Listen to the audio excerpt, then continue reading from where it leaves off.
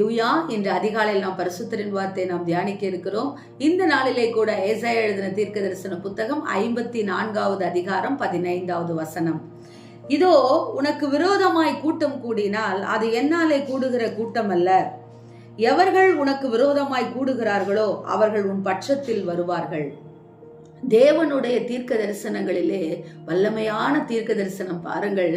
எவர்கள் உனக்கு விரோதமாய் கூடுகிறார்களோ அவர்கள் உன் பட்சத்தில் வருவார்கள் என்று சொல்லுகிறார்கள். ஆம் தேவ ஜனமே, நமக்கு விரோதமாய் ஒரு கூட்டம் எழும்பும் பொழுது, நமக்கு விரோதமாய் ஒரு மனிதன் நம்மளை தூற்றுகிற பொழுது, நமக்கு விரோதமாய் சத்துருக்களுடைய போராட்டம் பெருகுகிற பொழுது நாம் உடனே தேவனை நோக்கி பார்த்து முறுமுறுக்கிறோம்.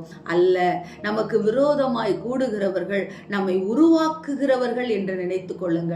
ஆம் தேவ ஜனமே, நமக்கு விரோதமாய் பேசுகிற பேச்சிலிருந்து, நமக்கு விரோதமாய் பார்க்கிற பார்வையிலிருந்து, நமக்கு விரோதமாய் நடந்து கொள்ளுகிற காரியத்திலிருந்து நான் ஒரு தேவ பிள்ளையாகிய நான் எப்படி நடந்து கொள்ள வேண்டும் என்பதை நாம் கற்றுக்கொள்ள வேண்டும்.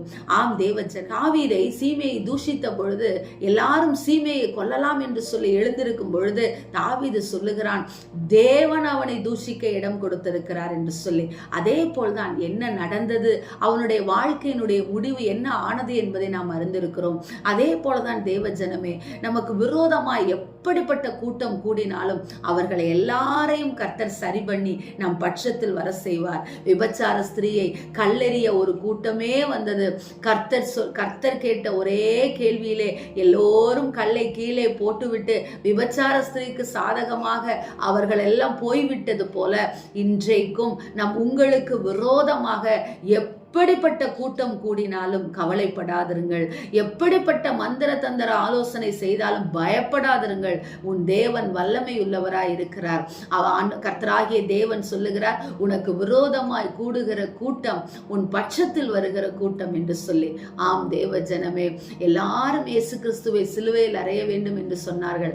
ஆனால் அதே இயேசு கிறிஸ்து மகிமையிலே ஏறெடுத்துக் கொள்ளப்படும் பொழுது எல்லாருடைய கண்களும் கண்டதல்லவா? அதே போல உங்கள் வாழ்க்கை நடக்கும். மகிமையை கர்த்தர் காணச் செய்வார். எனவே பயப்படாதிருங்கள், கலங்காதிருங்கள். விரோதமாய் எழும்புகிற கூட்டத்தை குறித்து தேவனிடத்தில் முறுமுறுக்காதிருங்கள். அவர்களை ஆசீர்வதியுங்கள், அவர்கள் உங்கள் பட்சத்தில் வருவார்கள். ஆமென்.